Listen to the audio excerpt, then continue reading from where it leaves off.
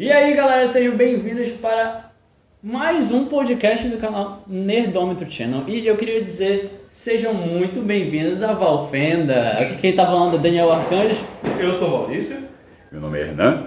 E hoje nós vamos comentar sobre o que nós achamos sobre a primeira temporada de Anéis do Poder, né? Cara, é sério, eu tô emocionado. Assim, particularmente, eu senti algumas coisas em relação a Anéis do Poder, igual eu tinha sentido quando eu fui assistir o primeiro filme de Harry Potter no cinema ano passado, quando a gente foi ver, né? O relançamento em 3D. Eu senti ali na sessão de cinema a possibilidade de olhar pra tela e dizer: caramba, eu tô voltando pra Hogwarts, tá ligado? Eu tô voltando pra cá. Então, diante da televisão do computador, enfim, nos lugares onde eu assisti, poder ver a Terra-média de novo, poder ver toda a ambientação novamente e toda a forma que, querendo ou não, faz a gente se apaixonar por esse mundo inteiro. Nossa, tipo, meu Deus, a gente tá voltando pra cá, tá? Foi basicamente isso, essa minha reação inicial. Eu ainda não me senti vendo a Terra-média, sabe? Eu vou na contramão. Porque assim, tem muita... A Terra-média, ela é bem grande, né? E a gente só viu basicamente 3 pontos. Né? Uma parte a oeste, uma parte que dizem que é no sul, mas não é teoricamente no sul, é um pouco mais a leste, mas é sudeste, vamos dizer assim. E basicamente uma ilha que nem na Terra-média existe, nem na Terra-média ela fica. Então, tipo, eu ainda não me senti, apesar de ter visto na última temporada alguns sinais de onde está cada coisa, de onde está cada personagem. Eu tô curioso para o que vem depois. Quase sem palavras, porque é um universo que eu não sou tão familiarizado, mas eu conheço, nem que seja o básico que eu conheço, e por Senhor dos Anéis, por toda a lore do Tolkien ser a base primordial do que a gente vê hoje como fantasia, ver o modo como a série construiu foi muito bacana. Inclusive me surpreendi que teve a Terra Natal dos Elfos também, que não tinha aparecido assim, visualmente mesmo. Entre aspas, né? Mas tem... Não, nos filmes realmente não apareceram. Valar a gente nem vê, porque é só uma luz imensa lá que a gente não vê. Não, eu tô falando que realmente com Entendi. Ela consideração de filmes. Eu entendi. Tipo, nem a gente citado, vê pelo menos citado, um pouquinho do que seria. Que seria, assim, vistas deslumbrantes, nossa, Númenor linda também. Se não me engano, não apareceu, né? Se não me engano, Númenor não tinha aparecido. Não. Também não tinha aparecido, nunca tinha aparecido. Olha só. Porque Númenor já tinha ido, ela já era Atlanta. Já era um mito. Já era uma lenda já ali na final da Terceira Era. Então, uma coisa muito bacana, porque foi uma série que teve muitas coisas que apareceram pela primeira vez e que eu tenho certeza que vão ser usadas como base para muita coisa aqui pra frente. Eu tô bem nessa vibe mesmo. Muita coisa vai virar referência de novo. Isso. Vai virar mais uma referência novamente pro que tem pra ver. Eu queria aproveitar também, já que a gente entrou no mérito, e aproveitar quem é que está aqui gravando comigo, né? Então, algumas pessoas me chamam de Harold, mas também temos aqui ao meu lado o Gimli. Eu prefiro ser o Durin dessa vez. Olha aí. Eu acho maravilhoso. Eu me identifico todinho. Incluindo a estatura. Só não precisa levar a mesa, calma. Calma, Durin, não leva a mesa, Durin, por favor. Eu já levei. Não essa mesa. Não essa mesa. Não, você se identifica com qual? Cara, é difícil de dizer porque o único ruivo é o Durin. O único ruivo da série inteira era o Durin. Tinha um outro ruivo, mas que deve aparecer ruivo depois.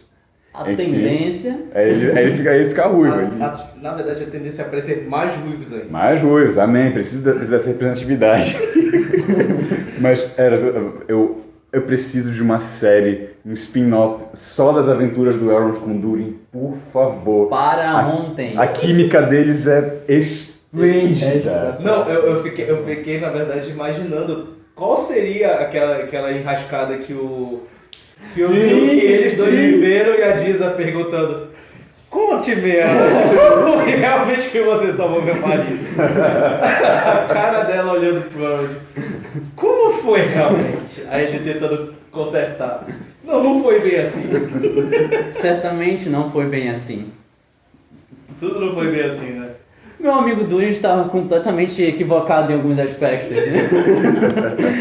Maravilhoso. Mas assim, fique calmo, vai ter mais ruivos. Vai ter mais ruivos? Vai ter mais, porque assim, não, assim, a questão de personagem, né? Existem, vai ter assim, 2 elfos importantes que são ruivos, né? Que são parentes ali da família real mesmo, do Galar. E ainda vai ter ainda mais um anão ruivo e tem um mago que é ruivo. Olha só. A gente tem uma representação de um mago que é totalmente ruivo. Só que eu não sei como é que eles vão ser apresentados, porque a gente não sabe. Imagino que seja, mas enfim, não vamos entrar no mérito agora. Sério, eu acredito que a série, como qualquer série, ela tem a caminhada de várias maneiras. Eu gosto muito de usar a analogia da montanha, sabe? Que ela, das montanhas, melhor dizendo, dos montes, dos morros, que ela sobe, desce, tem sempre seus altos e baixos.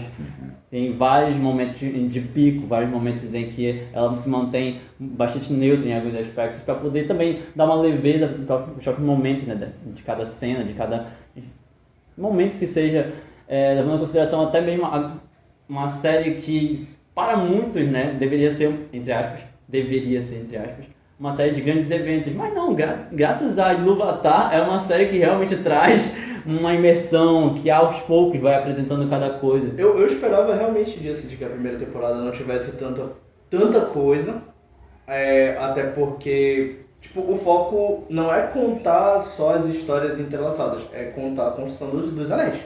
Tipo, se é a série dos Anéis de Poder, eu quero ver como foi que cada anel foi criado. Então, eu acho que a história vai sempre culminar em como os 3, o próximo, por exemplo, a próxima temporada pode ser os 7 anéis já dos anões, não, pode até ser 3 deles e depois ao tempo criar mais 3. Enfim, tem muita coisa pra contar. É verdade.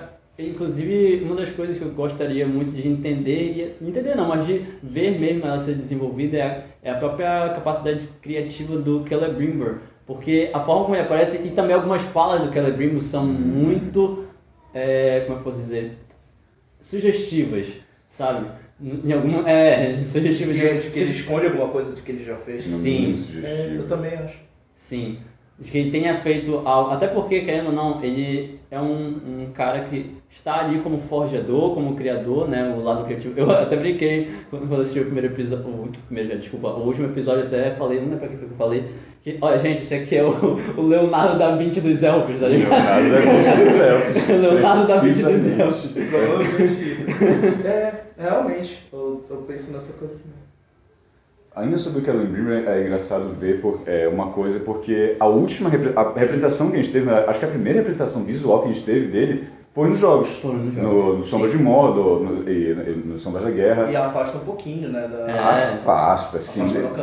Mas está bem mais condizente com o livro. Eu acho que a versão do Kellen na série está muito mais caracterizada com a aparência que é descrita nos livros.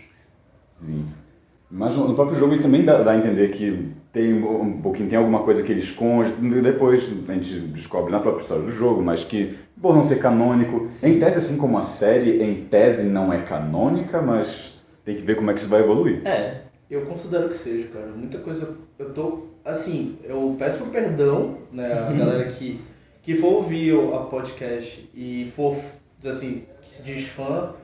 Eu também sou fã, eu li todos os livros depois que a série começou, né? Eu já tinha lido antes, mas eu reli conforme a série foi avançando. Mas a meu ver, tudo que eles apresentaram até agora é o cânone a estilo Contos Inacabados. A gente lembra que o nome é Contos Inacabados porque realmente ela não tem a intenção de contar as entrelinhas. Ele tem um intuito de contar eventos, fatos que estão acontecendo. Por exemplo, Miriel Miriel assumir o reinado por conta que o Tar Palantir está doente. Por conta de um evento, ela assume, mesmo que o reino não goste. mas é tradição. Então, até isso tá fiel. De que o reino não gosta da Miriam. Isso é, tipo, tá bem casado com a realidade. Não tá fora. Então, até mesmo que tá por trás, eu considero que seja canon. Tudo que é apresentado, tudo que a série me apresentar é canon.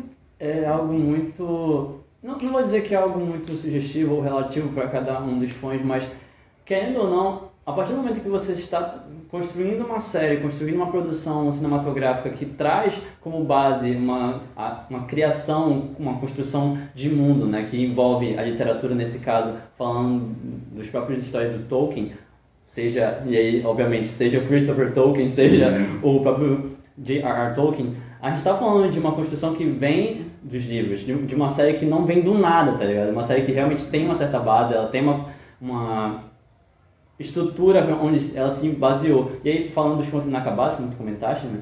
Isso é algo muito real, tipo, os contos inacabados, eles estão ali para serem contos, e a gente sabe o que é um conto. Um conto nada mais é do que uma história que tem início, meio e fim, e que não necessariamente precisa ter detalhes. Um dos exemplos que eu mais gosto de usar é quando a gente está construindo, quando estamos construindo um conto de realismo mágico.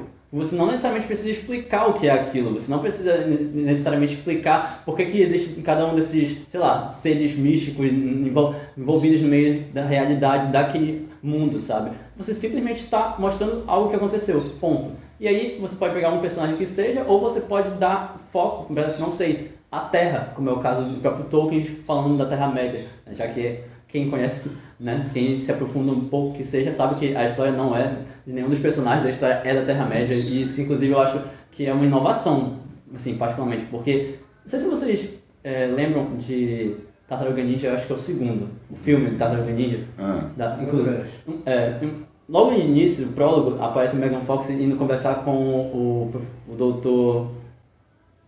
Oh, meu Deus. Da tartaruga lá. Não, o doutor lá, e aí ela fala que ela é geek. Ela não diz que ela é nerd, ela fala que ela é geek. Que é basicamente a diferença entre Harry Potter, ela usa essa frase, a diferença entre Harry Potter e Senhor dos Anéis. E basicamente foi uma das coisas que eu senti quando eu realmente parei e fui assistir Senhor dos Anéis de fato, versão estendida, que seja, tudo que eu podia assistir. E aí, isso lógico, antes de assistir Anéis de Poder, né? No momento em que eu estava apenas no nível Harry Potter da coisa e eu fui assistir O Senhor dos Anéis, eu falei, não, agora eu posso me sentir nerd de fato, tá ligado? E pra mim é realmente, como o Hernan falou até anteriormente, o que o Tolkien faz de inovação nesse universo, né, dessa construção de universo, envolvendo toda o que a gente tem hoje, diga-se de passagem, no RPG, nossa, sei lá, é difícil de conseguir descrever, né? O Martin falou que ele tá. O Martin deu a entrevista recentemente falando que tudo que ele fez foi baseado nas histórias do Tolkien. Tudo que tem em Casa do Dragão é referência ao que vem dos contos inacabados. O Grammarian, tá ligado? O Grammarian. Basicamente a versão. A versão do Martin.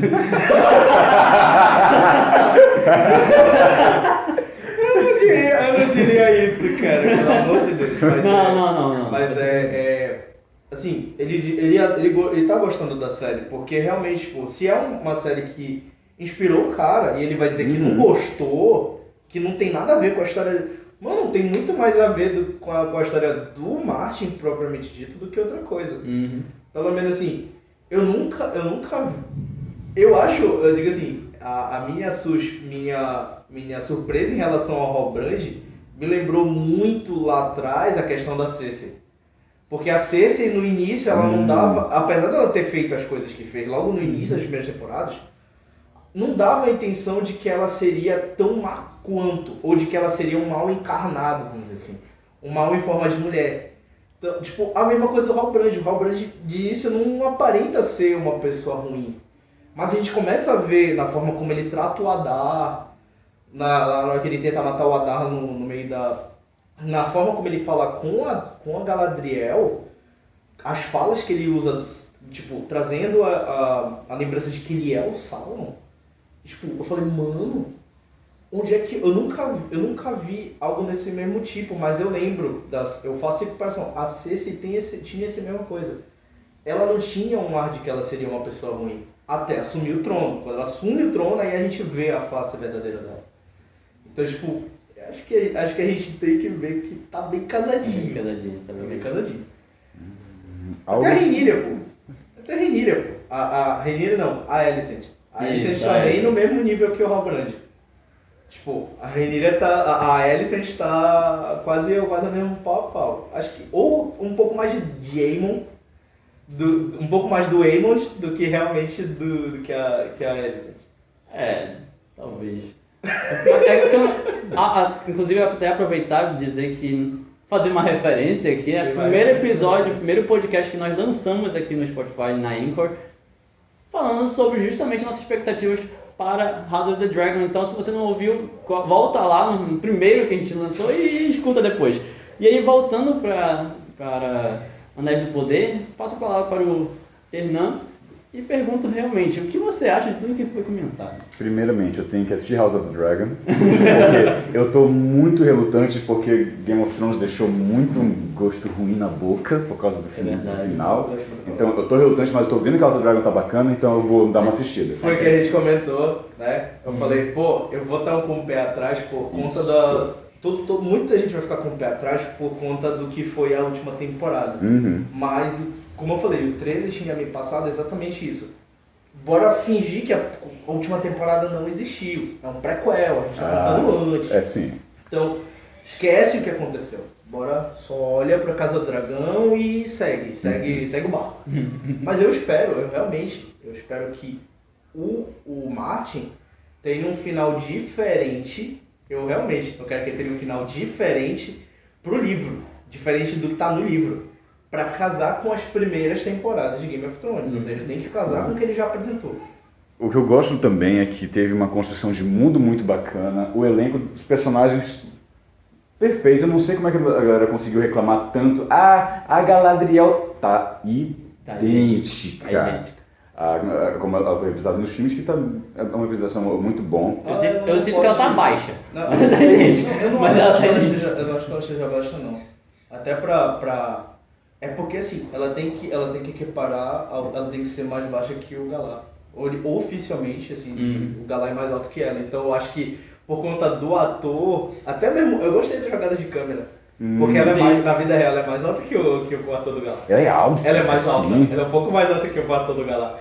E a equiparação dela com, por exemplo, ela não tem a mesma altura do Elrond, ela é mais baixo que ela. Sim. E dá pra ver que, tipo, parece que eles têm quase a mesma altura em certas filmagens. Acho que usaram a mesma técnica do Tony Stark nos Vingadores, porque o Robert Downey Jr. é mais baixinho, aí tem que colocar aquela bota com salto por dentro, fica Não, mas eu acho que, tipo,